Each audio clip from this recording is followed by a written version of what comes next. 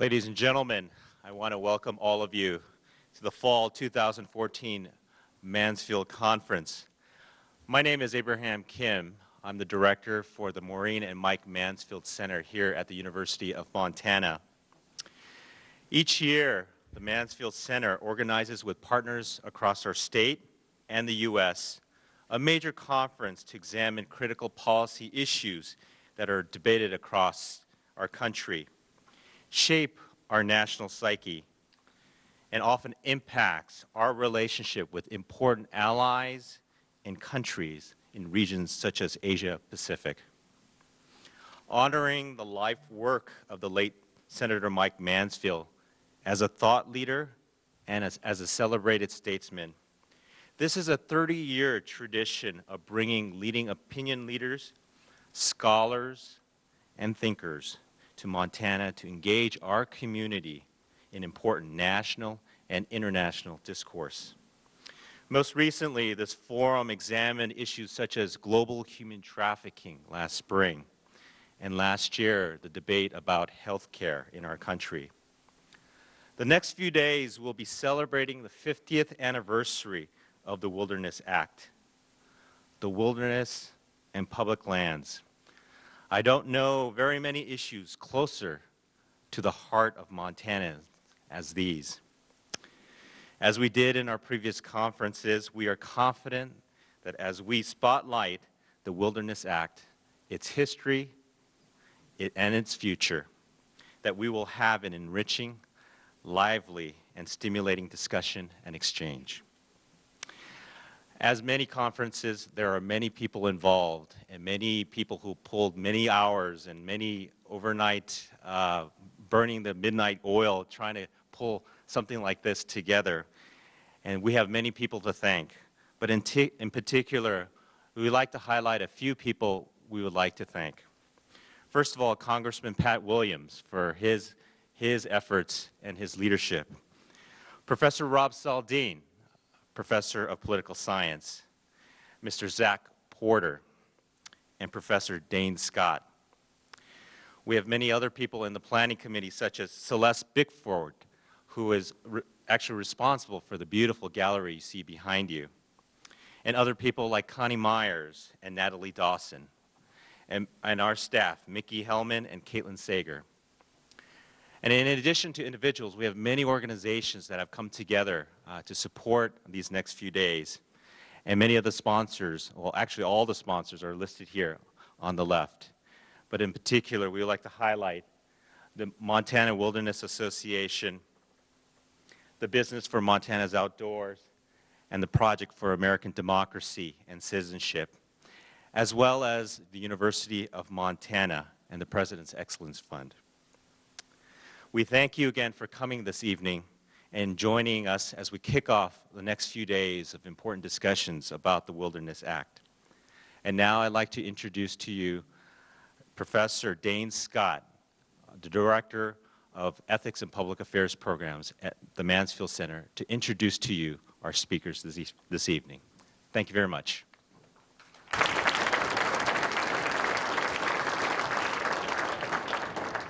Well, this part of the program is the storied past, and we don't get to the troubled future until Friday, so I think we're in for a treat. And with the Wilderness Act being 50 years old, we have some folks up here who know something about the storied past, and have participated in it, and have studied it, and made it. And so I think this is really an exciting time. And I think many of you here, I can tell, are here tonight because you know some of these folks, and you know they have some good stories to tell. But some of you might not, so I'm going to do a quick introduction. I asked them to send me short bios. And so we'll start over here with Smoke Elser, right in the middle.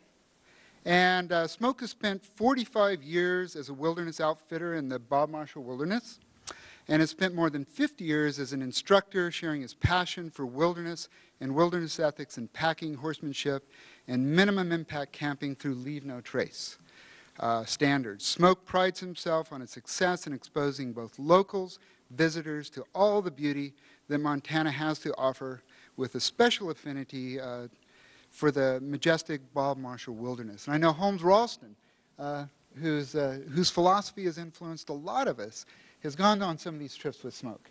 So maybe that's where Holmes's philosophy comes from, and we'll get some insights. Bill Cunningham is next to smoke, and Bill's life is centered on wilderness as a field studies teacher, writer, photographer, outfitter, and longtime wilderness activist. He has a special connection to UM, having earned a bachelor and master's degree in forestry there during the 1960s, followed by an extensive career as an instructor in the School of Forestry. After nearly 40 years of guiding backpacking trips from Alaska to New Mexico, Bob is one of the few Montanans, and I think this is very impressive, to have hiked in every inventoried federal roadless acre in Montana. I think that's an achievement. Pat Williams, one of our co-organizers that we worked with to put this together. Pat represented Montana in Congress for 9 terms, more consecutive terms in the U.S. House than anyone in Montana's history. Pat sponsored successful legislation designating both the Lee Metcalf Wilderness Area, which is presented back here, and the Rattlesnake Wilderness Area north of Missoula, Montana. He led the successful legislative efforts to save the Bob Marshall Wilderness from oil and gas exploration and help ban geothermal energy drilling near the borders of Yellowstone National Park. And I've heard some of these stories working with Pat, and I think you're in for a treat. And then finally, Perry Brown. Perry Brown is my boss. He is the provost and vice president for academic affairs at the University of Montana, formerly dean, so he's been my boss twice, and a great boss, I might say. Formerly dean of UM's College of Forestry and Conservation, his expertise in natural resources, social science, policy and planning, recreation behavior, and wilderness studies. Dr. Brown remains active in the field of mentoring graduate students and helping develop academic capacity in protecting area management in various southern African countries. And Sally Mock is going to be our moderator, which is an extreme treat. Life almost doesn't go on without, something seems wrong that Sally retired from NPR, and I think many of you feel that way. I couldn't believe it. Sally is a Kansas native, University of Kansas grad, a double major in German language and literature, Western European history. She says, "Go Jayhawks," and I think Donald Worcester, who will be talking tomorrow, will agree. And Sally spent 30-plus years as news director at Montana Public Radio. And most important for tonight, she was a former wilderness ranger in the Cabinet Mountains wilderness of the Kootenai National Forest. So please welcome, and I hope you're in for some good stories tonight. So please welcome our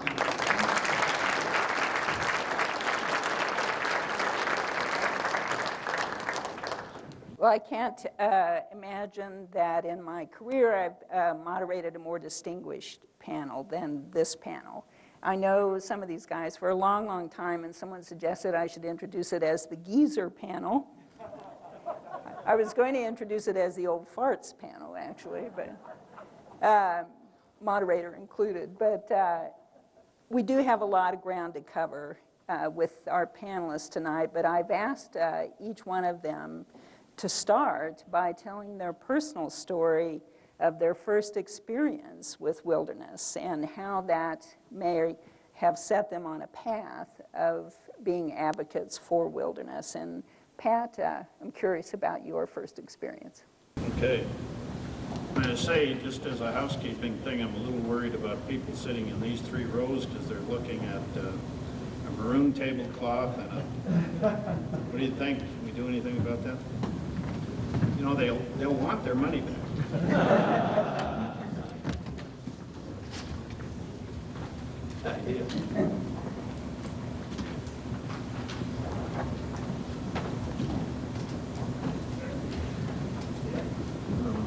Can we slide the podium?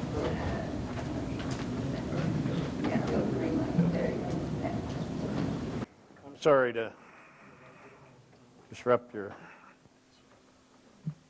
That's better for you, right?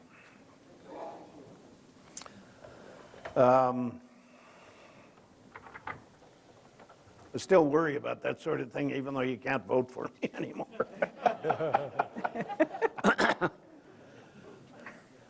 My first occasion into wilderness was into the Anaconda Pintlers. and it was startling to me. Now, I don't know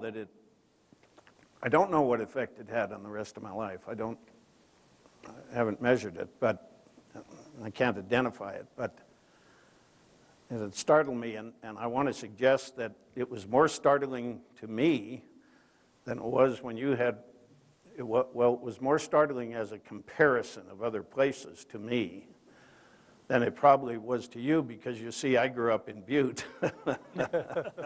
And so the comparison between the Anaconda Pintler outback and wilderness areas and Butte, bless its heart, was extraordinary. And it was the first time, I think it was the first time that I really thought I was smelling pure air and standing knee-deep in pure water. And I suppose that had a lasting effect on my life.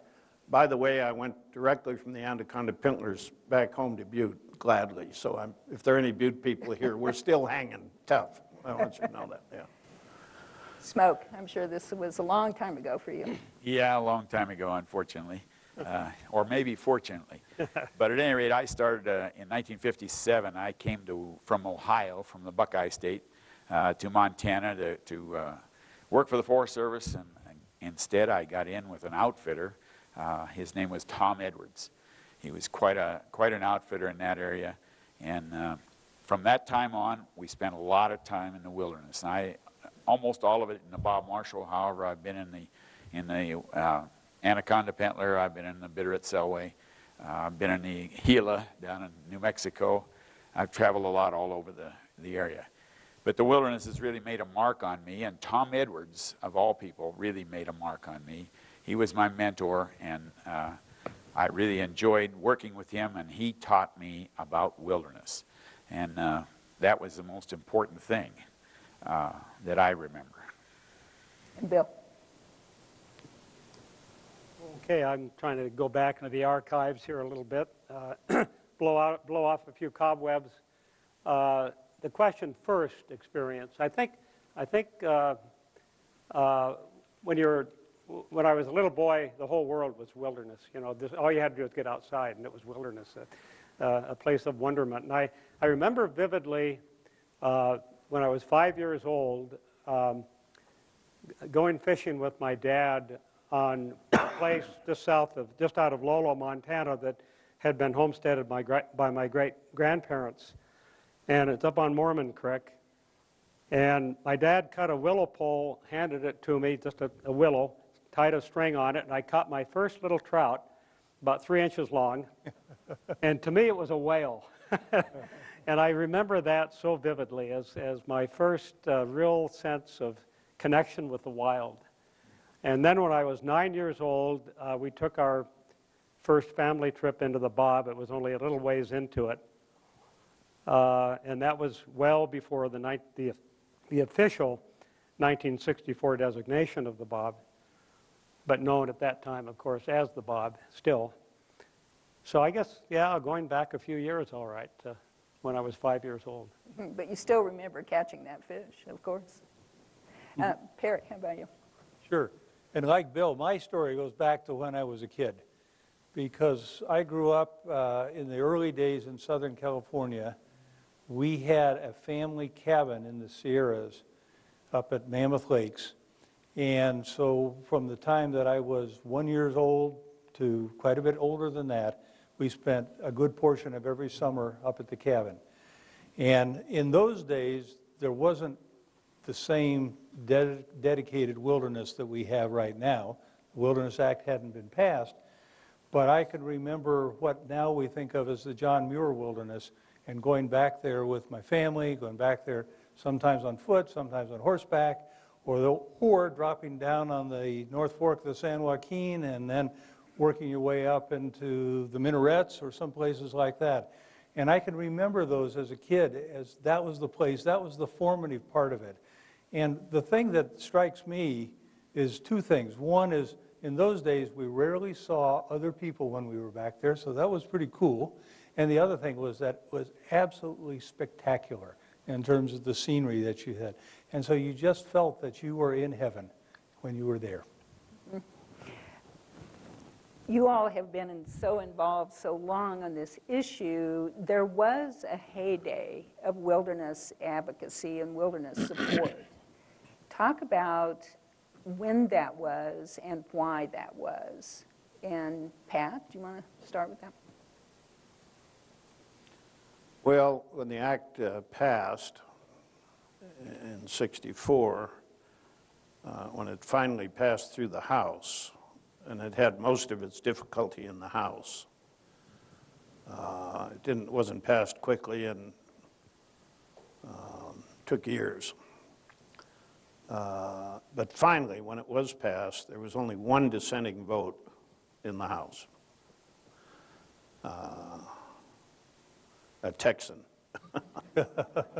Most Texans are smarter than that, but it was a fellow from Texas. I've forgotten his name.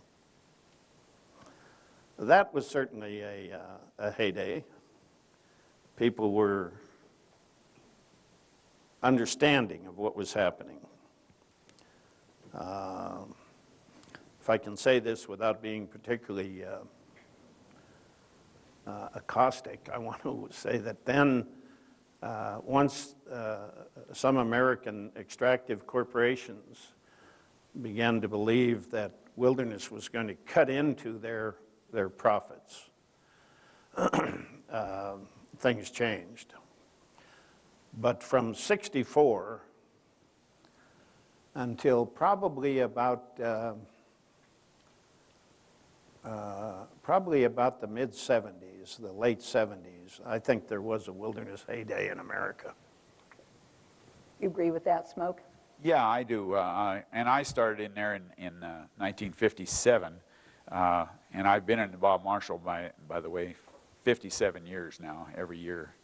But, you know, Tom Edwards, one of the things he did, here's a green kid from Ohio, you know, from the Buckeye State, and he grabbed me by the ear and he said, you're going to a hearing in Great Falls, Montana. We're going to go before a guy by the name of Senator Metcalf and Mike Mansfield. And he said, I want you to tell him what you think of wilderness. And that was really the highlight of my life as far as wilderness. Because these gentlemen, at first, of course, I was shaking in my boots to go up before these guys. And when I testified at that time, that meant a whole lot to me. And that's kind of the beginning of the heyday for me. And in '63 I testified, and again in '64 when it was passed. And ever since then I've tried to live a part of the wilderness. Bill just reminded me, he said, Smoke, you got to remember, he says, pretend you're just sitting in front of a campfire and you hear a wolf howling over here and maybe an elk bugle over here. And he said, it won't be so nervous to you. See, I'm very nervous. Bill, you've been active so long, and you remember, I'm sure, when it was pretty easy to get people to go to a hearing and easy to get people to speak up for wilderness. Well, I don't know that I would call it easy. We had to browbeat people into submission to do these things then as we do now. A lot of people don't want to get up in front of in the public. They might write a letter, especially if you write it for them. But as far as standing up and going public, that's never been easy to get folks to do that. And we've used a variety of tricks that I need not go into now. But as far as heyday, I wanted to comment on that, if I may. We're currently in the heyday for wilderness. We've admittedly had sort of at a low point during this amazing heyday period, but think about it this way. Okay, we're celebrating the big 5-0 for the Wilderness Act, and very appropriately so, because it's such a landmark piece of legislation, the envy of the world, quite literally. And so it's tremendously important that we gather as we are now, celebrating the 50th anniversary. But 50 years is not very long. It's long in terms of a human lifespan, but it's not very long. And the key point of the Wilderness Act is the concept of enduring protection. That is this amazing contract that each of us is making to future generations to preserve an enduring resource of wilderness, It's an incredible commitment that we're making to those who will follow us. And so the idea of in perpetuity, the idea of forever, the idea of enduring makes the 50 years look like not quite so long a span of time. And Pat is exactly right on the dates. From 64, just looking at Montana's 3% contribution to the nation's wilderness system that we have. 3% of our nation's wilderness system is in Montana. And in 64, we got roughly half of the amount of wilderness we have designated in Montana immediately upon passage of that act, with 5 national forest administrative wilderness areas designated. And then in the 19 years following that, as Pat indicated, from 64 to 83, we roughly doubled our contribution to the wilderness system within Montana. And so now we have 15 areas, federal areas, plus 1 tribal wilderness, making 16 that add up to a little under 3.5 million acres. So you might say, okay, we had the heyday until 83, but we've gone through 31 years without a single acre being designated as wilderness within the state of Montana. So we're not having a heyday right now. But again, looking at it from a longer term perspective, the very fact that there's this many people here tells me that we're still in the heyday and that we are gearing up, and we're going to see a lot of changes in the future. But wilderness is largely a product of the political, or a function of the political process, and which has its ups and downs, and so we're in that down cycle. But I do believe that support for wilderness is gathering and increasing across the country, and certainly within Montana. I see vivid examples of growing support for wilderness within Montana. It's no longer an ugly 4-letter word that politicians in particular are shying away from. So I'm a glass is half full kind of guy with respect to wilderness. We're still in the heyday with much more to come. Perry, you remember the first heyday, I'm sure. Well, a couple of things. I mean, I like the optimism that Bill expresses here, though, because I think it's really great to think about what's to come, and we're going to move into another plateau on this whole thing. But certainly one of the first heydays, I mean, there was a lot of work that went up to the passage of the bill itself. But as Pat mentioned, when the bill was passed on September 3rd, 1964, or signed that day, and I think we have a picture up here of it being signed, or was anyway, and that was a part of the heyday. I mean, when you have 373 to 1 in the House, and whatever it was, like 87 to 12 in the Senate, something like that. I think somebody was absent that day. But, I mean, you had almost everybody on board. And those people were still involved about 20 years later. There were many of them still there. And that heyday that we had in that period, anyway, was one of a lot of passage of wilderness bills to expand from the original 9 million acres in the Forest Service, to really go and to bring other agencies into the process. And of course, we had that came along soon after that was some areas that were being looked at in the Bureau of Land Management as they came into the system. And you had the first wildernesses, first even concept of that in Fish and Wildlife Service, and then you had the National Park Service, which had always saved some backcountry, but hadn't called it that. And so that was going on. And one of the things that I remember, which I thought was pretty exhilarating, I was a young assistant professor in these days, but we had the rare activity going on, the roadless area review and analysis. Not successful in what it came up with, but the hearings and things that went on, people were coming one after the next up there to talk about the value of wilderness and how we needed to push, in that case, the Forest Service to go beyond what they were thinking about, add more acreage to it, think about a larger estate than they had been thinking about, and that was exhilarating. We ended up with Rare 1, and then we had Rare 2 stuff because they kept getting better at it as people kept pushing, but that was part of the heyday. As citizens, we're pushing this agency to really think about wilderness and expansion, a place where the idea had kind of originated a long time ago, but then sort of lost its way in that particular thing, and got pushed hard. And they kept expanding their ideas about it. And that was part of the heyday. It was fun. It was really fun. Except for the fist fight in Idaho Falls. The guns were in a couple places and stuff, but they got pulled out when we talked about it. But it was generally fun. That'll tell you about Dylan.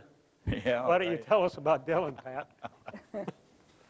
Yeah, we'll leave Dylan alone for a while.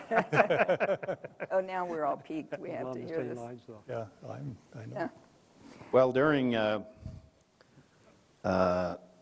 my first term in Congress, I was fortunate to get on the Interior Committee, which is now called Natural Resources, and then from there down to the Public Lands Subcommittee, a member of both. And Rare 2 had come to the Congress, a Forest Service review and evaluation with recommendations for wilderness for each state. So Montana's Rare 2 stuff literally came to me because I was on the committee with jurisdiction.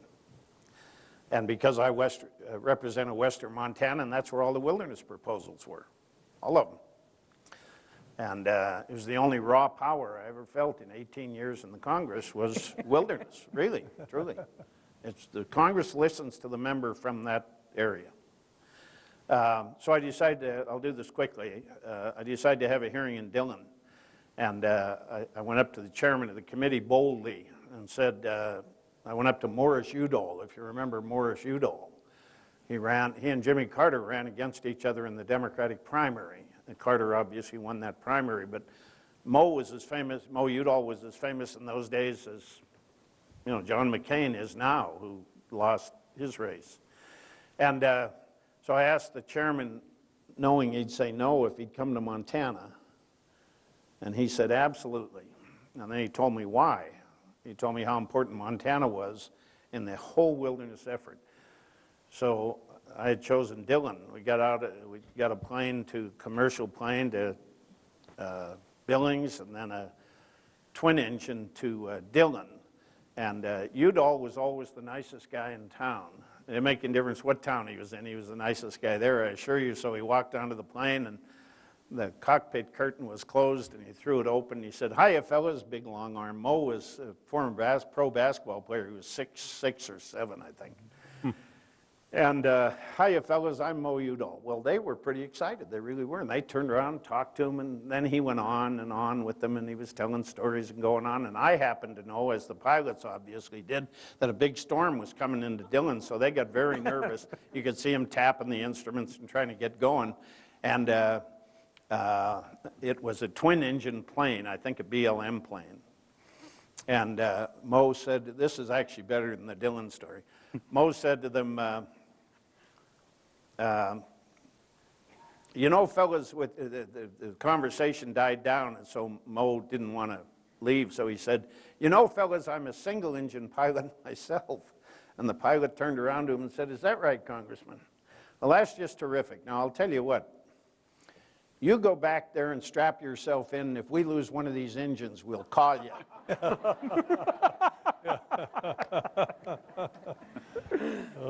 We got to Dillon, and there was a riot. It was an anti-wilderness riot in Dillon, and it was serious. And it involved guns loaded and knives and people screaming at us on the street. And I won't go into the rest of it. I can later if it arises. But Mo Udall said to his constituents when he got back home, he said, well, I've just been up in Montana. He said, they have this funny way of saying hello to you up there. And, well, what's that, Mo? And he said, well, when we wave at somebody, we use all 5 fingers. Down here.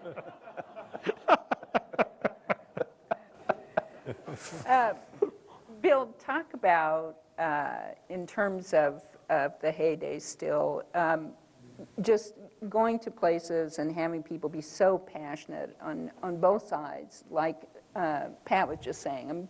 People were riled up and still are about wilderness and how that affected what did and didn't happen. Those passions were so crucial and still are. Yeah, passion is absolutely what fuels wilderness advocacy and what has resulted in every single designation of wilderness, people who care. I've often said it's the people lead, Congress follows, but the people lead. Now, once in a while, we get a rare congressman like Pat who does both. He's out there leading, providing critical leadership, as he did, and a good example being the rattlesnake right here. But I know Pat would be the first to say that the groundwork for the rattlesnake, and I'm using that as an example because it's right on our back doorstep here in Missoula, the Rattlesnake Wilderness and NRA, designated in 1980. Pat Williams carried the bill and did more than carry it. He made it happen. He got it through the legislative process. But the foundation for that legislation was laid decades before by passion. It was spearheaded, and I'll just use an example here, it was spearheaded in this community by Cass Chinsky. And without Cass's leadership, it would not have happened. Now, maybe someone else would have filled the vacuum, and the point I'm making is you've got to have a person who is point person, who is spearheading, who is constantly working the process, lubricating the wheels of political change, and exciting people to display the passion that they have in their heart for the wild country that they care about. And the rattlesnake, a prime example of that. And I could use that example with the Absaroka Beartooth Wilderness. It was at least an 11-year process. And there were folks and conservationists supporting wilderness for the Absaroka Beartooth in two basic camps. There was the conservative camp who said, I'll say the more aggressive camp that said, we want a unified Absaroka Beartooth Wilderness, despite the fact that the Achilles heel of the Absaroka Beartooth is Slough Creek Corridor, and if we push for too much, and so we're going to push for the unified AB. Others said, no, that'll blow the whole thing up, and let's just go for the Beartooth. That's a sure thing. We know we can get that. And the more passionate within the conservation community, the more passionate voice won out, and we got an Absaroka Beartooth, a unified Absaroka Beartooth Wilderness as a result of pure citizen passion displayed aggressively over an 11-year period, with the Great Bear sandwiched between the Bob and Glacier Park, which was near and dear to the heart of Senator Lee Metcalf. That was a 25-year campaign that was initiated initially by Cliff Merritt, John Craighead, and Dallas Eklund during an epic float trip down the Middle Fork of the Flathead. And from that, 25 years later, people like Chris Roholt and others that are here worked passionately and doggedly and untiringly to make that happen. And it was Brock Evans who said that the formula for wilderness conservation is endless pressure, endlessly applied. And that's as true today, if not more true than it was then. And so rekindling that passion is what's going to continue to fulfill the wilderness, Montana's contribution to the wilderness system, which is far from complete. The potential is out there, significant potential on both National Forest, BLM, and of course Glacier Park and the northern rim of Yellowstone, eminently qualified for wilderness, aren't even on the drawing boards right now. We're preoccupied by National Forest and BLM. Bill, I'd like to say that you have described exactly what I found out about Montanans and their support or opposition to wilderness during my years in the Congress.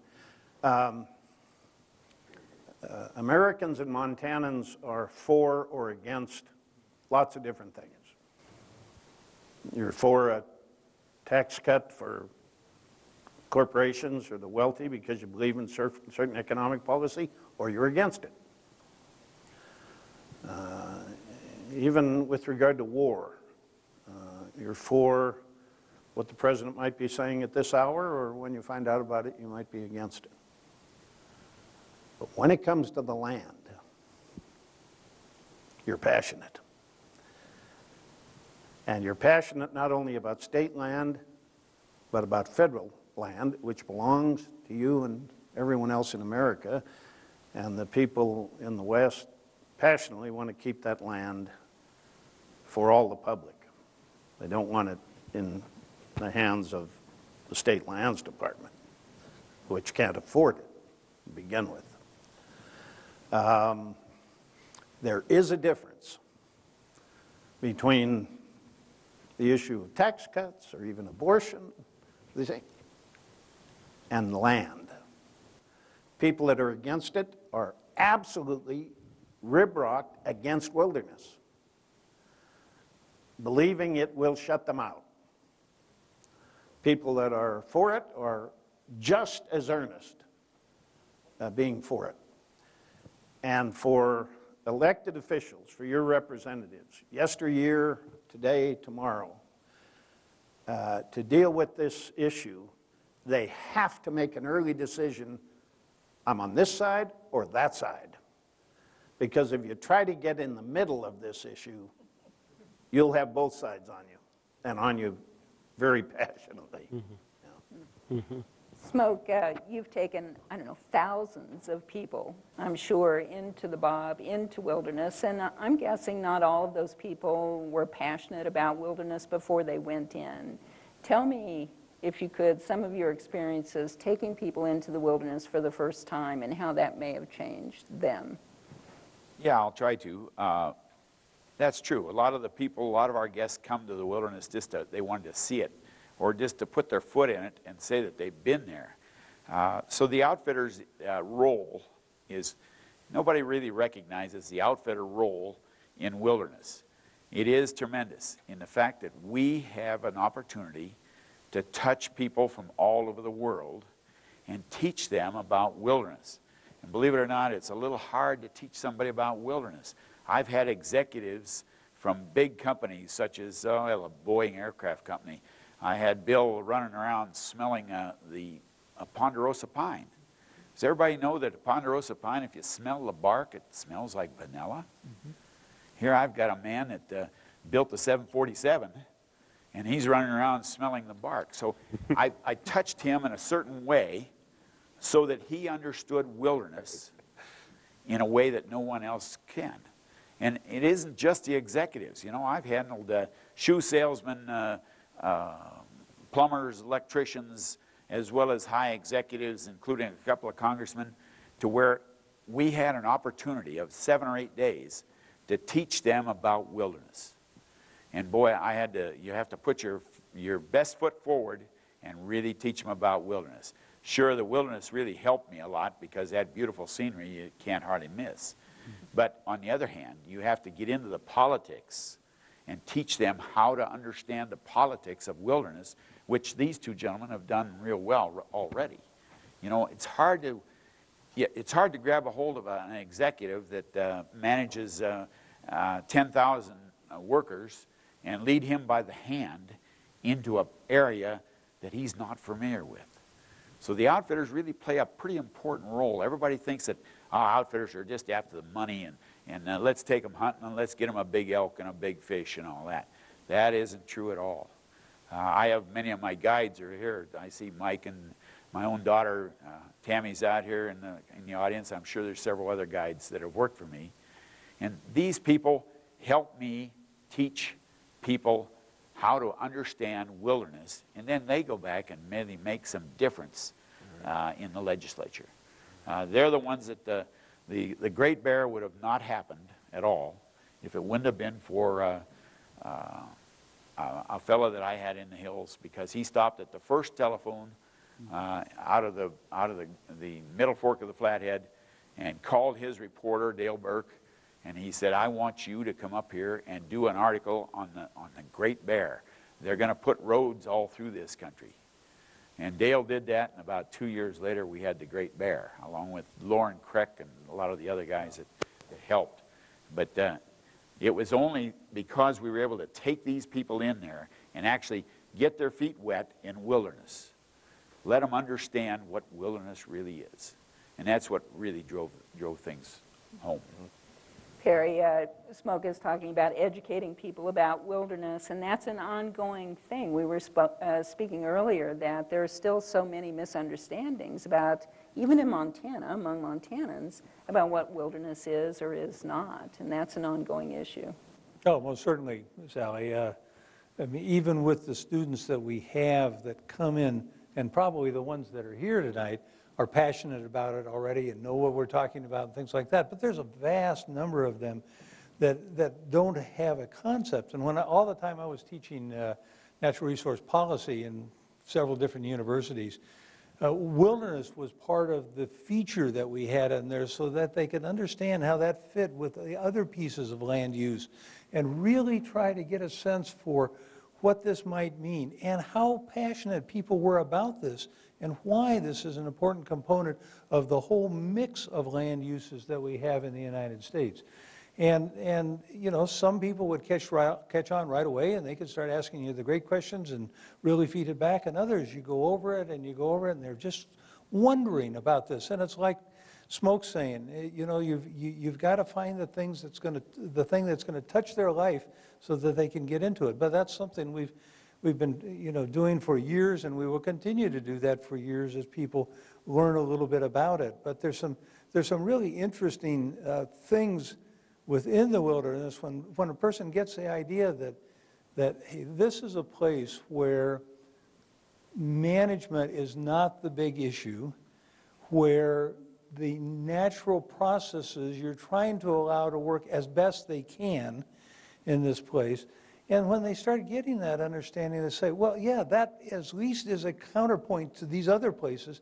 And so now I can understand more of the mosaic that we have out here.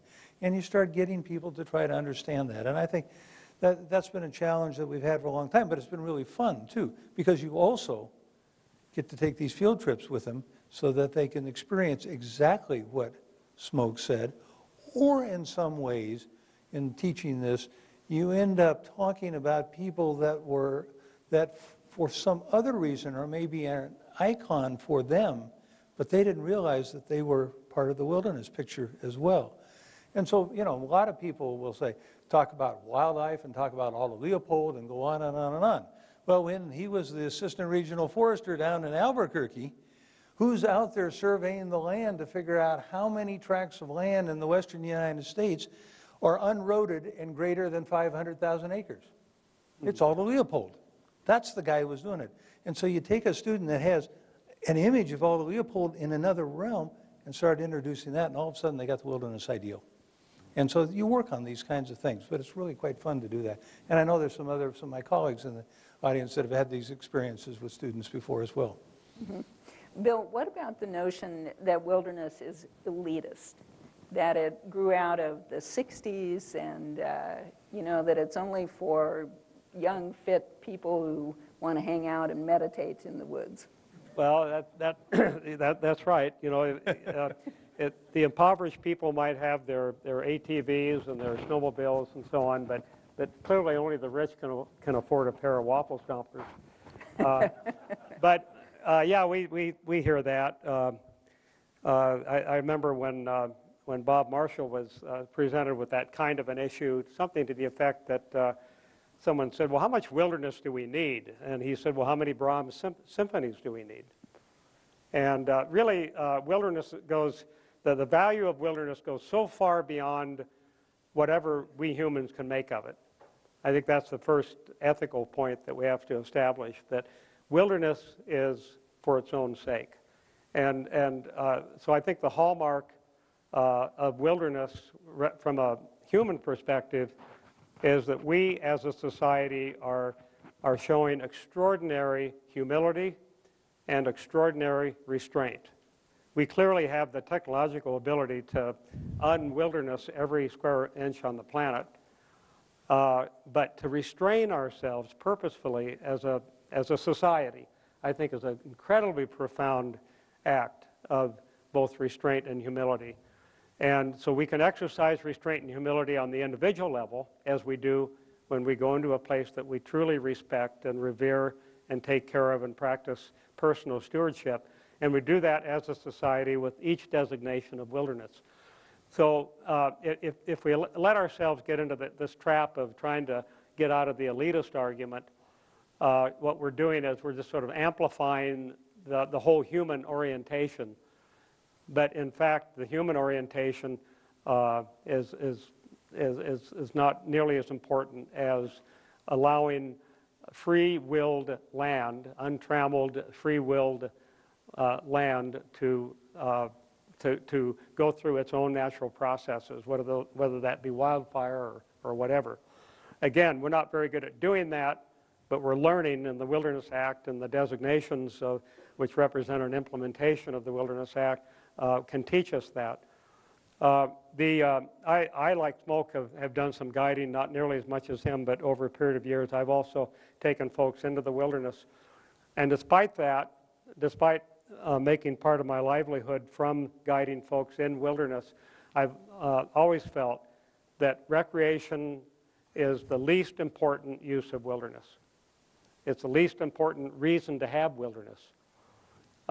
It's the one that resonates with folks because we all enjoy getting out and hiking and backpacking and taking horse trips and hunting trips, fishing trips, and so on.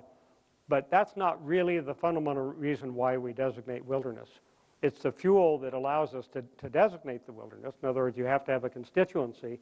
And when Smoke takes folks out into the wilderness who have influence politically and who in turn project that influence in a beneficial way to help save wilderness, that's fantastic. And thank goodness that that's occurred and has occurred numerous times with your influence, Smoke, and we're grateful for that. But again, the whole elitist thing, I mean, we could certainly argue that people that buy these expensive toys outside of wilderness are the elitists as well. I think it's a meaningless argument because, again, wilderness is for its own sake, and if we have the wisdom to set these places aside so that natural processes, not human-controlled processes, can predominate, then we can't designate too much of it. In fact, we're already, if we took every federal acre that still retains the qualifications for wilderness, and that's still a sizable estate, probably roughly 200 million acres nationwide, including Alaska, as compared to the 109, is it, that's, I think, in the wilderness system now, 109.5 million acres currently in the wilderness system. So if we tripled that acreage, thereby putting every qualified federal acre in the wilderness system, it would still not represent any sort of balance between wilderness and non-wilderness. So we're past the point of trying to obtain balance. That's not possible. What he's saying, though, Pat, is a tough sell to politicians. Yeah. The elitist argument came perhaps naturally because, let's face it, history demonstrates that the earliest wilderness advocates, the wilderness we know now, were rich Easterners. Almost all of them that really had real influence. They're all pretty wealthy. Bob Marshall was wealthy. And there's nothing against that, but it led to this elite challenge. There certainly is a lot more logic on the other side now. And when I was teaching full-time here at Perry, I used to sprinkle my lectures with stories because I always thought stories, for some reason, stuck to the ribs of students. They remember them later, and they have a teaching value to them. So if I may go to a story here, when I got elected, I got a lot of help from friends around, but particularly in Butte in '78. And occasionally I'd go into a joint over there known as the Met Tavern. It's across the street from the Civic Center on Harrison Avenue, if you know where that is. And after I'd been in the office for 2 years and starting to move on the Rattlesnake Wilderness and some other things, and had this very difficult hearing down in Dillon, my brother-in-law called me, Carol's brother. And he was a guy who'd go into the Met once in a while. I had a lot of friends in there. Bobby operated a hydraulic shovel in the Berkeley pit. And he called me back in D.C. and said, Pat, you got some trouble out here. I said, what is it? And he said, well, the guys in the Met have been on your case.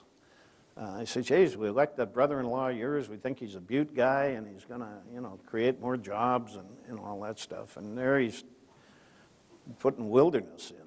What the hell is it? What's he doing, Bobby? So Bobby called me and let me know that. And then about maybe 6 or 8, 10 weeks, more than that, maybe 3 months, 4 months later, he called me and said, don't worry about the guys in the Met anymore. And I said, why not? And he said, well, Ed spoke. I said, what? He said, you remember Ed, the guy that comes in the Met, the guy with the dirty straw hat, wears it winter and summer, and they bring him a shot and a beer and he doesn't say anything and he leaves without saying anything? I said, yeah. He said, well, last Wednesday night, Ed spoke. What'd he say? Well, he said the guys were ragging on you down the end of the bar in a pretty loud way, and he said, and I can't repeat here exactly what Ed said, but he said, shut up. And he said, we all shut up. We didn't know Ed had a larynx. And he said, listen, you guys, I'm tired of hearing you talk about Williams and this wilderness stuff he's doing. You know, I've been coming in here for 16 years, every Wednesday night. I have 2 shots and 1 beer and I leave. And I don't say much, but I listen. And you know what you guys talk about in here? You don't talk about how much you like working for the Anaconda Company. I've never heard you say a good word about the company or the Berkeley Pit or any of these mines. But you do talk about fishing on the Big Hole. You do talk about getting your elk and that habitat has to stay clean. Pat Williams and the other people like him are doing the only thing you give a good goddamn about. Now shut up. Don't worry about the Met anymore, Pat. Very good. Smoke, I'd like to follow up what Bill was saying, though, about recreation not being the centerpiece value of wilderness. And I saw you nodding your head, agreeing with him about that. Yeah, that's true. I think, sure, people come to get big elk and big fish, but they also come for one other thing, and that's for the hush of the land. Mm-hmm. They come to gain their own reality. You know, the wilderness is one of those few places that you can go where nobody else, they aren't going to influence you. Only your own thoughts are going to influence you. And I think for that reason, the wilderness is really of great value for that. You know, at the beginning of each one of our trips, especially here in the last few years, what we've done is I've got a little box that it has a lock on it. And as soon as they come in, I ask everybody to get out their cell phones and drop them in the box, and all their electronic communication and all their games that they can play. You know, they can play 1 million games now. And I ask them to do that because I want them to actually feel the wilderness. And then I take that box and I put it in the car and lock it up, and there it is. It stays there until 8 days later we come out at the end of the road. And I've had lots of those people come out and say, gee, maybe I didn't need that cell phone. Maybe I didn't need that computer tablet that I was going to carry with me and do a little work in there somewhere. Maybe I got more work done just by letting my mind slow up to 3 miles an hour and enjoy the backcountry. All right. Perry, it has been 31 years since any wilderness has been designated. In 1988, In Montana. in Montana. Okay. In 1988, it came very close, but it didn't happen. No, it didn't, and I think Pat knows that story really well, and I don't know that one all that well. I mean, I know about it, but it certainly is a case that it ended up in the only time that a president has vetoed a wilderness bill, the only time that has happened. And that was a real blow. And of course, it was a tremendous political struggle that was going on at that particular time. But Pat probably knows this story very well. I wanted to just comment a little bit on what these 2 gentlemen just talked about, though, in terms of recreation and other use of that. There's another group of people that I know that many of them have found the wilderness just a great place for them to watch processes and understand, and that's ecologists. I know a number of ecologists that have worked in wilderness areas simply because it's an environment that we are not tampering with to the extent we are of others. And so they can watch things develop and change and see how they function. And I think that's been a great value to the wilderness. It's not one that resonates big time with the publics out there, but it's a value that we've got, a part of this mosaic of landscapes that we have. But maybe Pat wants to address a little bit about what happened in '88. He was there. Yeah, it was my bill that got axed by Ronald Reagan, a guy I liked, but who had really bad policies, particularly with regard to the environment. He was completely and entirely on the other side. Long story short, we got a bill passed. I started putting in bills in when I first term, and then a lot more as things went along. They'd usually get hung up in the Senate. The one thing senators seem to dislike is having to vote, and they don't like roll calls, and they don't like people who call for a roll call from the other senators.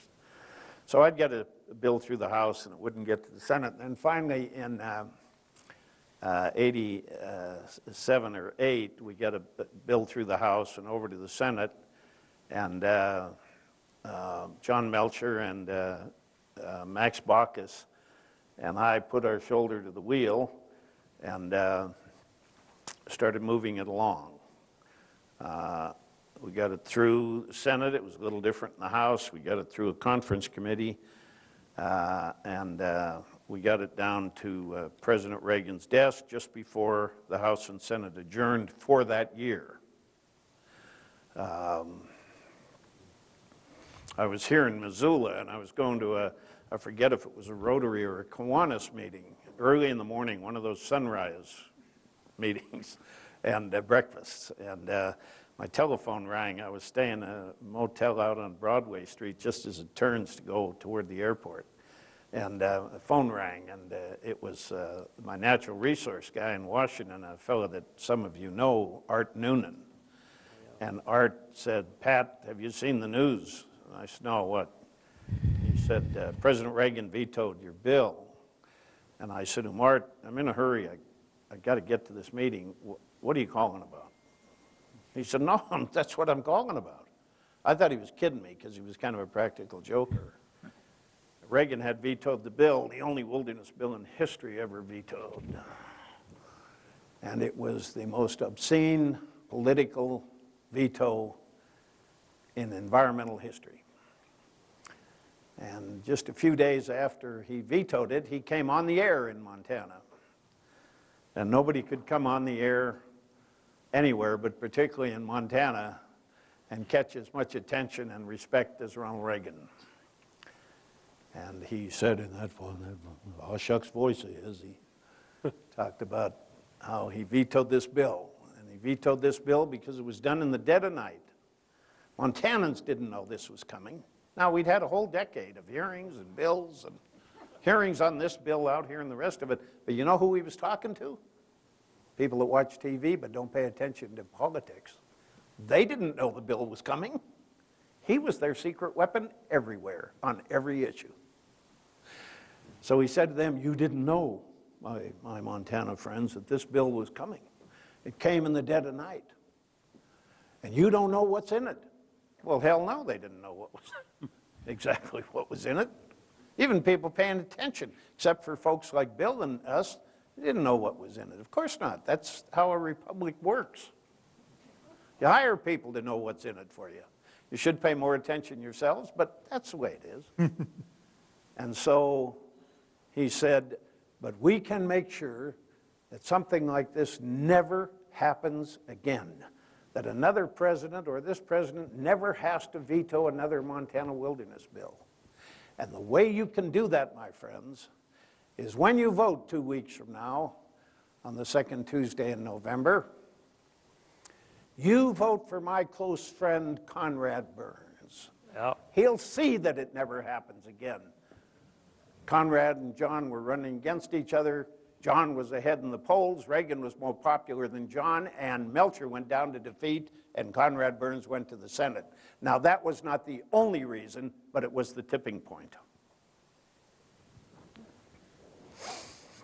Sally, if I could just make a comment, not about that, but going back to when the Wilderness Act was passed, where we said, 373 to 1, that's a pretty bipartisan bill and things like that. I mean, it's really had that. And you had, over on the Senate side, Clinton Anderson and Frank Church were managing this whole thing on the Senate side, both Democrats. Who managed it on the House side? John Saylor from Pennsylvania, Republican, managing this bill through a difficult place. Pat said it was the most difficult of the two houses to get it through. Yep. And it was being managed by John Saylor from Pennsylvania. And so it was truly a bipartisan picture in those days. 20 some odd years later, that had ceased to exist. Our old friend Stuart Udall, Mo Udall's brother, who had been a congressman, and then Jack Kennedy appointed him Secretary of Interior. Stu and I were friends, and I'd go down to see him. He's passed away now, bless his heart, but we were good friends. He's considerably older than all of us up here, even back then. And I said to him, "What's the great disappointment of your life, Stuart?" Stu was a Democrat, but moderate. He said that my Republican friends have turned against wilderness. He said, "I don't understand it, but it's powerful, and it bothers me all the time." Bill, when you were arguing for wilderness back in the day and acreage was being added, the arguments were on the merits of the acreage, whether it was wilderness quality or not. What are the arguments now? Because that's not probably going to sell. Well, that's what you start with that. In other words, first of all, to be effective, it's got to come from the grassroots. So you've got to have that local constituency, people that know the turf and that care about it, are passionate, as we've talked about before, and have done their homework, know what the arguments are. So you start with federal land that meets the qualifications of wilderness, that is roadless and undeveloped and so on. And we had many of the same constituencies opposed to wilderness then that we have now. What we had then was a much stronger timber interest in Montana than we have today, replaced to some extent today by a stronger, more vocal off-road vehicle interest, motorized recreation constituency. And that has caused some fragmentation. It's caused some consternation, obviously. But the parameters of the argument are basically the same. We've got wild country. What are we going to do with it? Most of it remains in limbo. And the problem with that is the incremental loss of wildland values, as we all know here. The gradual erosion of wilderness quality, just either through lack of any formal protection or just through sitting back and letting an anti-wilderness constituency grow, develop, and become more politically powerful. And so we've seen that phenomenon in some specific areas. But the basic question of, is this qualified for wilderness or not, that's still the starting point. And it's a similar debate, but we don't have Pat Williams and Lee Metcalf in Congress right now. That makes a difference. And I do think we have a growing constituency. I think that there's more people out there that care about these places and that care about them, I guess I should say, to be somewhat fair on both sides, that both sides are growing and showing more interest. And I guess one point I might make about the Wilderness Act, when it passed in '64, we worked hard to get it. It took 8 long years and 66 hearings, or 9 hearings, I should say, and 66 revisions of that act, and finally became law. It's a pretty darn good law. If, ands, and buts in it, certainly exceptions, but basically I think we're pretty proud of the Wilderness Act. It's truly the gold standard of land protection. But when we got it, we knew that that it would be a two-edged sword. On one side of the sword, we have the enduring protection of wilderness that only statutory permanence can provide. And the big argument and concern at that time was you can't trust the bureaucrats because just as they can sign an order setting aside land as wilderness, so too can that same hand strike it and overturn it. So the idea of legislative, statutory, permanent protection was the key attribute of the Wilderness Act that folks were working tirelessly for 8 long, tough years to secure the bipartisan support that Perry has mentioned. But the other edge of that sword is that to do that, you got to pass a law. And nowadays, good luck, right? We have a dysfunctional Congress. But that aside, I think even before the dysfunctionality that we see today, I sometimes cynically say that the purpose of the legislative process is to kill legislation, because you really do go through lots of hoops and jumps and hurdles to pass something. So it's relatively easy to kill legislation. It's damn tough to pass it, especially good legislation. That's what the founders had in mind. That's exactly what they had in mind. Now, we've overdone it, but Part that's of what they had in mind. Yeah. Exactly, the checks and balances, to put some constraints here. So we have to pass legislation to permanently safeguard wilderness, and it's very difficult to pass legislation, as we've learned in Montana with respect to wilderness since 1983, without one single acre designated, although thanks to Pat, we had a bill on the president's desk in '88. But I don't know. I think we're dealing with the same basic framework. That's relatively unchanged.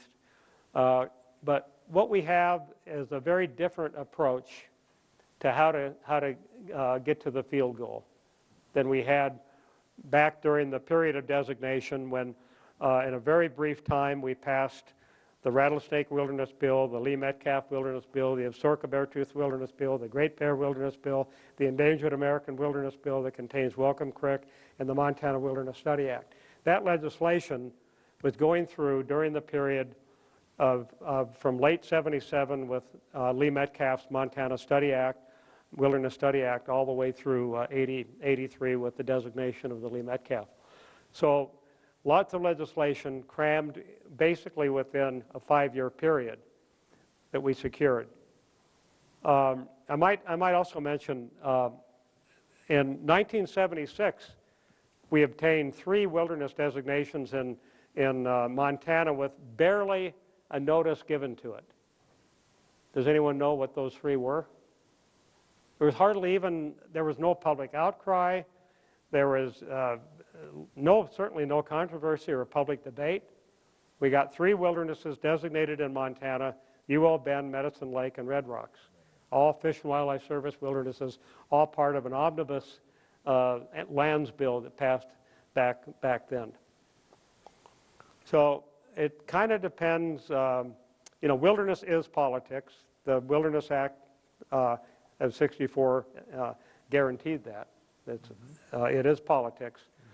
And there were no political headwinds blowing against that designation, against the designation of those 3 relatively small wildlife refuges scattered across Montana from the Centennial Valley all the way to Medicine Lake.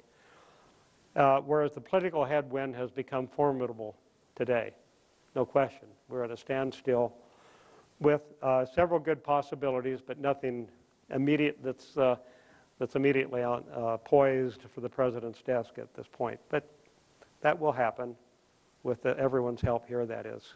When Bill says the wilderness bill is politics, it is, and in my judgment ought to be. If it's not politics, there's no politics in it, you're out of it. Yeah. Politics means you're involved. Now, you may not feel very involved, but the system is political. That means you get to vote, you get to write letters, you get to go to hearings, you're in it. And you get in the combat, and that's good.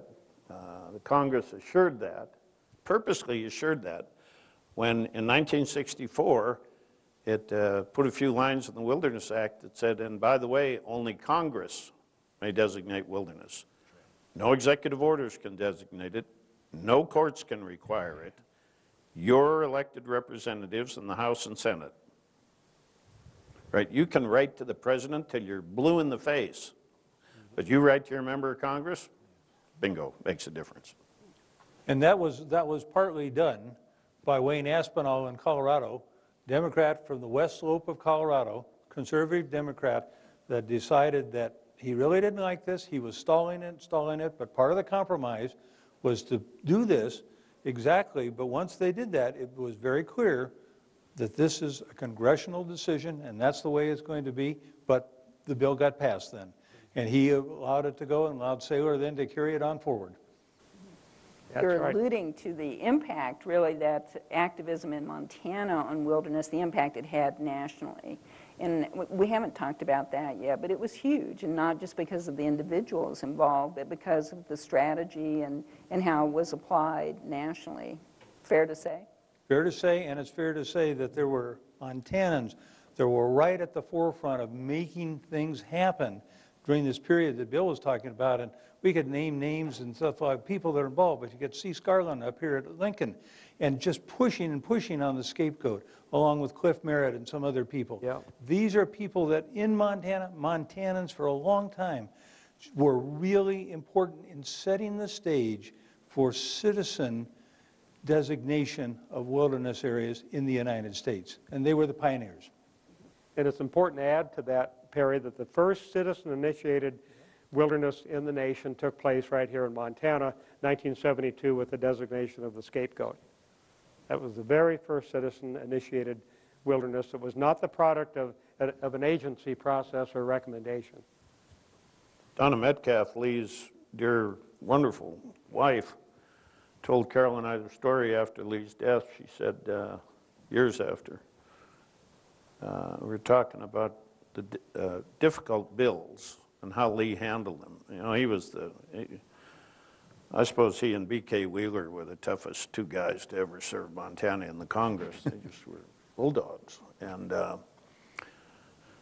Lee was being pushed to get more wilderness areas, get more wilderness areas. And she said, I came upstairs. They lived on Capitol Hill. She said, or they had one home there and one out in the Bitterroot. She said, I came upstairs at 3 in the morning. And she said, there's Lee with balls of paper. Some of them hit the wastebasket, some of them were scattered around the office floor, his little house office. And she said he was writing a wilderness bill. Lee was brilliant, and he was a lawyer and a former Supreme Court judge in Montana and legislator. He'd write his own bills. You know, I had to send mine, I'm not a lawyer, I send mine off to the Congressional Research Service, then we'd meet about what I wanted, and they'd write the bill. Lee would sit and write his own bill. And she said he's writing a bill on wilderness. She says, 3 in the morning. She said his hair's all mussed, and he's scratching his head as she walked in the office door, and she said he's looking out the black window at some of the lights outside on Capitol Hill. And said when Lee got deep in thought, he didn't know anybody was around. He just lost himself in the thought. And she said, I just startled him a little bit. I said, honey, you know what time it is? No. She says, 3 o'clock in the morning. Oh, yeah. I was just thinking. She said, what were you thinking about? She said, I knew he's writing a wilderness bill. What were you thinking about? He said, I was just thinking, I wish these damn grizzly bears could vote.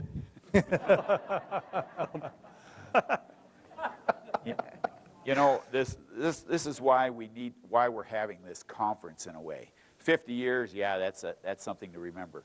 But you know, all of those people, we're talking about the old guard that passed the Wilderness Act. Today we have a new guard that don't know much about wilderness. You know, all our congressmen and representatives now throughout the country are not wilderness advocates particularly, because we've lost all the old guard. The old guard is all gone. The Lee Metcalfs are all gone. The Mike Mansfields, all of those guys are gone. We've got new people in the office now. That's why we need you, the younger generations, to pick up the torch and carry wilderness to the future. because these young representatives and senators, they don't know nothing about wilderness, really. And that's why we, as people here, we need to educate those people in what wilderness really is. They need to listen to Bill, and they need to listen to Pat and to Perry and understand more what wilderness really is. And that's why we need to have these kind of conferences where we can bring you people in and you can elect. Because when everybody said, well, you get a vote, you know, the only vote you really get is your representative and your senator. So make sure you know who they are, and what they stand for. You're here. Bill. Well, yeah, let me add to that applause. Thank you, Smoke. Now I lost my train of thought. It's age, Bill. But you're going to vote anyway. Yeah, that's right, exactly right. Yeah, you guys are all While younger you're than I am. thinking of that, Bill, I do have one more question for the panel, and then I think we can open it up for questions from the audience or comments. But Great. and this is a vague question, I know, but can you imagine Montana without wilderness? What would we have lost without wilderness? We still would have national forests. We still would have the 2 national parks. But what would we have lost without wilderness? Told you it was vague. We would, you mean if we didn't have wilderness designation, still had public land in the different Right. categories you're Right. talking about? Well, we would not have a non-human orientation to management. Everything would be done for some utilization, whether it be recreation development, what Ed Abbey would call industrial tourism, or it would be logging, or it would be wildlife habitat restoration with maybe through logging. There'd be a variety of uses on the forest, but it would be humans first, the natural environment second. I think we also wouldn't have, and I can't put my finger on it, but I don't think we would have all of the mystique that Montana means to this nation. It's just a different place in people's mind, and I think that's partly because of the wilderness that we have. And they know there's wildness here, the closest place in the lower 48 to have real wild places. And that's a mystery for people. And I think that's important. And that mystery is, that gives us a place, that would give us a place for the sanity of man. I think the wilderness is what that gives you. That gives you an opportunity, a place where you can actually find your own sanity. I think that I put this first, although it's not most important. Wilderness is an economic cash register for this state, It is. including for Yes, people it that never get in the wilderness. It's a first-class cash register. Yeah. It's big-time revenue. Yeah.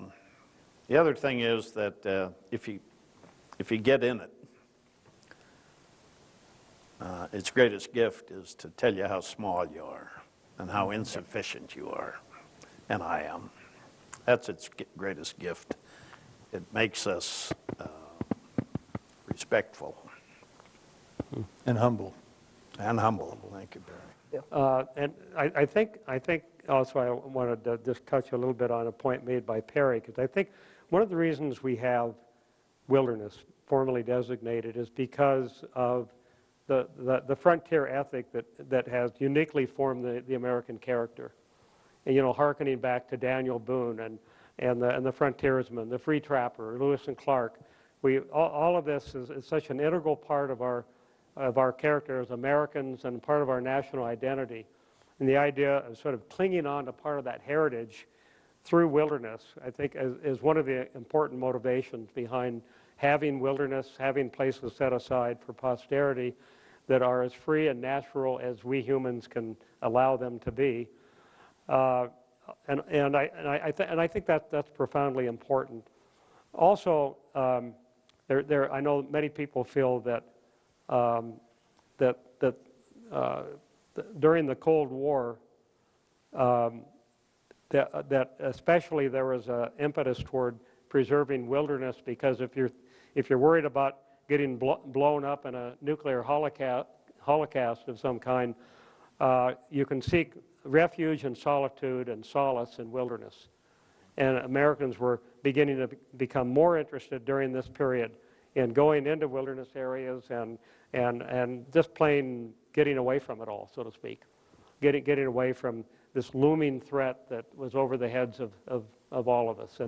And so I think combined with these things, this frontier ethic and the Cold War and growing affluence so that people after the war coming back home and starting their families and the economy was growing rapidly, people all of a sudden had the means and the mobility to get out and see these places, experience these places, and that's the connection Smoke was talking about. When with firsthand experience in these places, they become valuable to you. Sally, if I may, before we go to questions, I think it might be helpful to spread a couple of facts around about wilderness. When passed in 50 years ago, there were 54 areas, including a number in Montana, declared wilderness, and that was 9 million acres. Today, there are 758 areas, in the beginning now, 54, 758, and that 9 million has grown to a little over 110 million. In Montana, we have 3 million acres of wilderness. Now here's, for those people that hear that, 110 million acres, well, that's an overabundance of wilderness. Well, of that 110 million acres, half of it are in one place, Alaska. 57, yeah. So in the lower 48, about 2% of the federal land is in wilderness. In Montana, 3 million acres, half of that's in one place, the Bob Marshall. So we really have not outdone ourselves either nationally or particularly in Montana, which at one time was in the forefront of leading the wilderness struggles.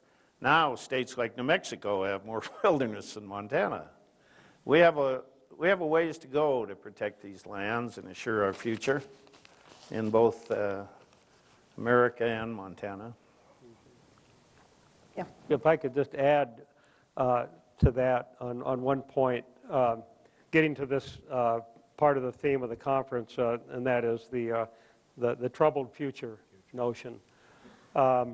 We've doubled the acreage of wilderness in Montana in these last 50 years, formerly protected wilderness, but we've also more than doubled the human population in both the United States and the world.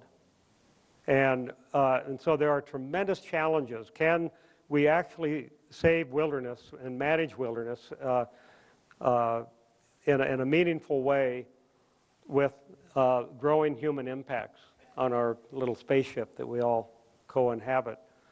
And I mean, that's a profound challenge, but I think one positive point is that with more of us and with an increasingly chaotic, crowded, and confused world that we live in, it seems to me that wilderness can only become all the more valuable.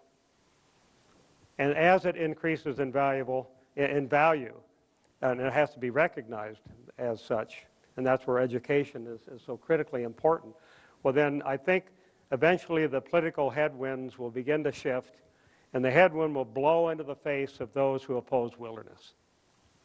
And I see that coming. He's a glass half full. It's getting kind of late, but we can certainly take some questions and or comments that people, I'm sure the panel would be happy to elaborate. Yeah, go ahead. And we set up a mic so everyone can hear, if you don't mind stepping up there. Yeah, okay. Hello there. First of all, I'd like to thank you, gentlemen, for all of your efforts. I'm from a big city. I hail from San Francisco. So, you know, my mother could not understand why I'd scratch at the post all day long trying to get outside. I was fortunate enough, though, to be in a crew called the Adventure Crew for a couple of years. And we started traveling, and we traveled to Wyoming, Texas, Nevada, Arizona, Idaho, and it wasn't until I came here that I really discovered this is where I want to be. And I made every effort. It took me a year and a half, and I finally got out here, and I've been loving it every day ever since. It's absolutely amazing what we have here, and I hope people don't take it for granted, because back home in San Francisco, it's the concrete jungle, and it's not as pretty, nor is it as friendly. So I'd like to thank you, gentlemen, for everything you've done for us, and from the bottom of my heart, it really does mean a lot to be able to go out there and experience this and be able to be at one with nature. Thank you. Thank you. Thank you. I'm Molly Galusha, and I am a very proud and grateful daughter of Hugh Galusha, who testified on the Wilderness Act. And that legacy is very, something I do not take lightly or for granted. And I have been in the Bob, not every year, but a lot. And I am blessed, but I've also seen science change and the approach of how we protect and enhance and ensure that the Bob is going to be there. The science has been as political, and hopefully I would love to hear your opinions, that we are going to be safeguarded, that science is going to keep up with what this gentleman stated articulately, what it means to him, that it's going to be there. And we're going to quit. I mean, fire is the best example of how we have shifted. Yeah. Who wants to take that? Whether the science has become politicized as well? Well, the Congress I assume it still pays significant attention to the science of ecology. Believe it or not, the Congress, at least the most thoughtful members, and that's a lot of members, gather around on these issues, and wilderness is the one here, but they gather around, for example, on wilderness issues, and they ask a lot of really important questions. And they measure their vote based on the answers to those questions. And many of those questions have to be answered by scientists. So, Molly, I think science is still being used in a good way by the Congress.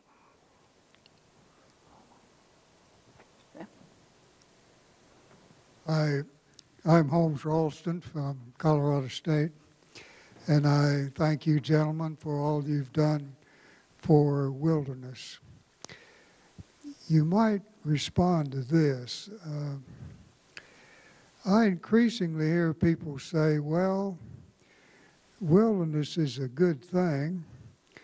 It's a good thing to go backpacking. It's a good thing to go hunting. But wilderness has nothing to do with the main problems the world faces. It doesn't have anything to do with climate change. It doesn't have anything to do with immigrants coming in from Mexico. It doesn't have anything to do with wars in the Middle East, in Iraq or Iran. So they kind of say wilderness is on the back burner. It's a nice thing, but it's not a high priority item in terms of what we have to put our interest in. Can you sort of respond to that? Bill? Who, me? Yeah. Yeah, it's you, Bill. Well, yeah, humankind is beset with all kinds of problems. I think one could make the argument, and if I had 9 more hours, perhaps I could do it, and that is make the argument that it's wilderness that's going to save the world. Because these are the reservoirs of relatively clean water and air. These are the gene pools for species that we've not yet exterminated. These are places for refuge where our where people that might otherwise blow themselves up might think otherwise if they could just somehow be introduced to the peace and tranquility of wild country. There is not going to be enough wilderness to solve all these problems, of course, but to say that we shouldn't preserve what we can because we're more focused on the rest of the problems, I think would be somewhat short-sighted. It's true that wilderness is not a front burner issue in the minds of people that are worried about whether they can put food on the table that night or whether they're going to survive the next car bombing. But on the other hand, it's right up there with the things that are most significant that we as humans are capable of doing. So we have to do what we can. Yeah. I think we've got time maybe for 2 more questions with you, too. You never told me you were a Buckeye, too. Yep, I am. I grew up east of Cleveland, Chardon. Yeah, my question is, like, you always talking about Raw 1 and 2, and some of these non-wilderness areas as wilderness areas. And also you got, like, on the East Coast where you got their own Wilderness Act, and there are some wilderness areas where they're, like, decommissioning roads on the outskirts of wilderness, and for land restoration and all that. And I was wondering if maybe in the future that some of these reclaimed areas could become wilderness. And for example, I'm talking about in the Frank Church, the Big Creek Trailhead, there's actually no CCC road going into there. Yeah, I think some of those areas can be reclaimed. I really do. For instance, Schaefer Meadow, which is an airfield in the Bob Marshall, there's a cat trail. They built that airfield with a Caterpillar. The cat trail still stands there, but it is still wilderness. So I think areas can be rehabilitated. But the most important thing you got to remember is you can't build a new wilderness. The thing you can do is protect what's left. And I think that's the most important thing that you need to concentrate on. And along with that, the question was just asked, one of the things that we've seen is some places heal faster than others. And so if you go to the Monongahela in West Virginia, there are parts of that have been designated wilderness, but they were cut over and things like that. But that land has healed itself, not with a lot of our help, but it has healed itself. And boy, the experience and what you think of is wilderness there, and now things are functioning more like the wildernesses in the West. Yeah, Bill? And if I could add also, there isn't a separate eastern wilderness system. There's one national wilderness preservation system. And that was actually a key debate point when the Eastern Wilderness Bill was first being considered by Congress back in, when was that, in the 70s, I guess? 72, something like that? Yes, and that was that some thought that there should be a separate Eastern Wilderness System apart from the National Wilderness System with lower standards that would be more permissive in terms of what had happened in the past. And that was loudly rejected by Congress, recognizing the importance of that in the nation there be one national wilderness preservation system with the same standards that are supposed to be applied uniformly. Now they aren't, but they should be. Hi, my name is Matthew, and I'm a foreign student from Canada, studying here at the University of Montana. I'm from Calgary, Alberta, which is similar to San Francisco and like many other bigger cities in the United States. It's a very, it's considered to be a concrete jungle, but luckily an hour away we got Banff National Park. We got very beautiful places in Canada as well. I'd never considered myself to be a really big nature guy until I came to Montana, actually a few years ago to Eureka. Up in the Kookanusa area there, and we went on a couple hikes, and I truly did fall in love with this area. And I go running every weekend as much as I can up in the Rattlesnake, a beautiful area. Really love it. My question to you is, how do you gentlemen, because I know Pat Williams, sir, you mentioned that there's people who are for wilderness and are 100% for it or either 100% against it. Now, I mean, in my opinion, I was 100% not necessarily against it, but I never really knew the wilderness. How do you go about influencing those people who are 100% against the wilderness to becoming more so accepting and more so, not so against it, but for it? And people who, you know, with political influence, right? Because I believe that's what it is in regards to, right? In regards to creating wilderness out there, it's all political, right? So how do you influence those people in a positive manner so that they go from being against 100% to for it? Thanks. We Montanans, you use the term foreign country. We Montanans don't see your home as a foreign country. We think it's the boys across the boundary up here, and we like them. North pasture. We like them. It's the North pasture, yeah. I know this young man, and we're glad there's another Canadian that's down in Montana. Thanks for being here. I did, and we mentioned Dillon, and I love Dillon, by the way. It's a great place. I had my troubles down there, but it's a great place. And the Big Hole is wonderful.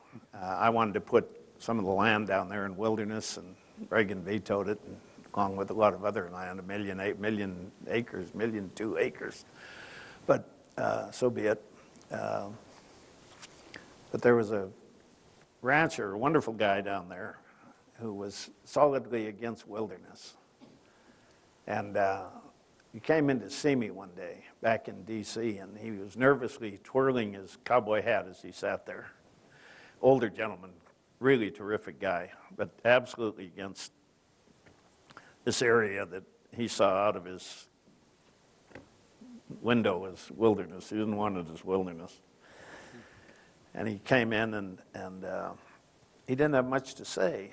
And then finally he said, "Pat, you fly back and forth a lot, don't you?" I said, "Oh, yeah, almost every weekend." He said, "Have you flown over?" And he mentioned a couple of places down in Colorado and Wyoming and the mountains there, and some of Montana and the Appalachians. And I said, "Yeah." And he said, "God, those mountains are beat up, aren't they?" I said, "Yeah." He said, "They got big clear cuts in them." I said, "Well, the big ones aren't legal anymore, but yeah." He said, "Sure is a mess," and he's nervous at the hat. I wish I could twirl a hat the way this guy did, by the way. I said, "You know that West Big Hole mountain range that you look out at, out you and your wife's window?" "Yeah." "This is going to look just like that. It's going to look just like that in 25, 50 years. It's going to be spun out with roads. There's going to be cuts up there, and you're going to look at them." "Yeah, I'm kind of worried about that." He said, "You know, if you wanted to come down to Dillon and have another hearing, we might be a little more friendly to you." So I think experience changes people's minds. You get them in wilderness. You let them fly over some of those areas that maybe they've never been in a plane before, and they see it. You talk to them, and you talk to them on their terms. And you don't argue with them, you're nice to them, and you try to bring them along. It's surprising how open-minded most people are. I was very surprised by it when I got to Congress. And I found Westerners, I don't kind of like nationalism, but I found regionalism, but I found Westerners and mountain people to be particularly open-minded about something. They stand in their pockets, they lean toward you, particularly in Livingston where the wind blows all the time, but they lean toward you and they listen to you, right? We all kind of do the same thing. And so you can talk to people, you can bring them along, but look, it's a lifetime process. I'm glad you guys are interested in it because it's the next generation's coming along, and Smoke's right. You know, it's all up to you now. Although Smoke and I and Bill and Perry are never going to give up, but it's really up to you now. So I know Dane wants us to quit, but just let me comment about somebody that did something about taking people into the woods or into the mountains and things like that. And that's our friend Bob Marshall. Yeah. He lived in Missoula, Montana, working in Forest Service research here, about 1918 or so. And he and Ehlers Koch, who was a forester here, one of the first foresters in the Forest Service, lived on Beckwith Street over here, 300 and something, Beckwith. Okay, he was living there. The other guy that they played around with, I mean, these were men, but they played around with was was there a guy that wrote River Run Through It and all these kinds of Norman things. McLean, So yeah. Norman Yeah, McLean. Norman McLean. Okay, and so they would gather at the Koch house. And of course, our friend Bob Marshall, he was out there playing with the kids. And after dinner, when they had those dinners there, he'd put those kids on his back and get as a Pied Piper and take them up Mount Sentinel. And it's just what Pat's saying. He got them out of their yard into the mountains. Maybe it wasn't that far, but he got them out there. He took them up there and he talked about it and shared with them. And those kids, I'm sure, became lovers of the mountains and lovers of that experience he had. So that firsthand experience, our friend Bob Marshall did that for us too. Wow. And it was just great experience that people had. Everybody should ask one question of all your representatives and all your senators. You know, you can write letters, you can look them in the eye, shake hands with them and everything else. But everybody needs to ask this question of all your representatives and all your senators. You need to ask them what they think wilderness really is. Once you find that question, get the answer to that question, then you know how to lead your politics. Bill, did you want to make a final Yeah, comment? I was just going to add a little plug for the Montana Wilderness Association, the oldest statewide wilderness organization in the country, formed way back in '58, 6 years before passage of the Wilderness Act. It began as a hiking club out of Bozeman, Montana, designed just to get folks out doing what we're talking about here. And over time, that evolved into the Wilderness Walks program, which now goes both winter and summer into the fall.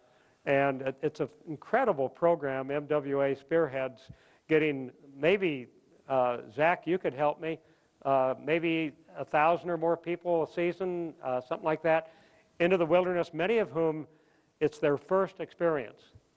And it's a day hike, sometimes it's an overnight trip, sometimes it's a ski, or I should say a snowshoeing trip in the wintertime, going into as much as possible the unprotected roadless areas, potential wilderness candidates that are out there on the chopping block that we're trying to get people more familiar with, and hopefully they'll pick up the sword of advocacy and help defend these places and secure eventually the enduring protection of wilderness. But that Wilderness Walks program is phenomenal. It began as a hiking group, and it's matured into what it is today, a leading statewide wilderness organization across the country. Finally, with Sally thanking everybody, we should maybe note that these Northern Rockies are the place for the final struggle in designating wilderness. And Montana, not necessarily to our credit, but Montana is the final state to have to complete its wilderness inventory for whatever our Congress people and the Congress decides. I think the struggle being here and just before us in Idaho was inevitable.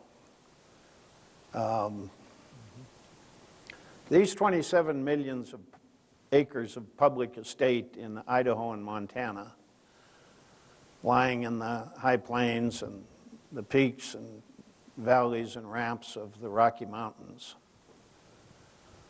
are America's Gettysburg, environmental Gettysburg.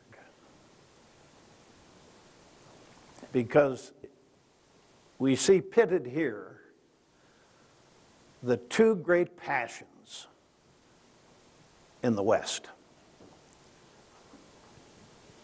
conservation on the one hand, and jobs almost at any cost on the other.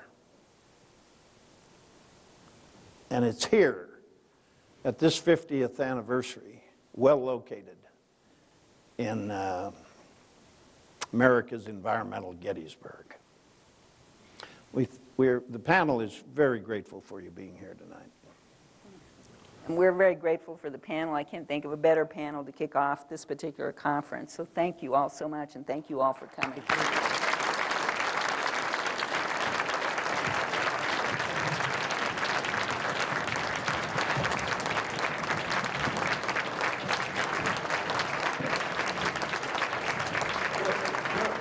Good to see you.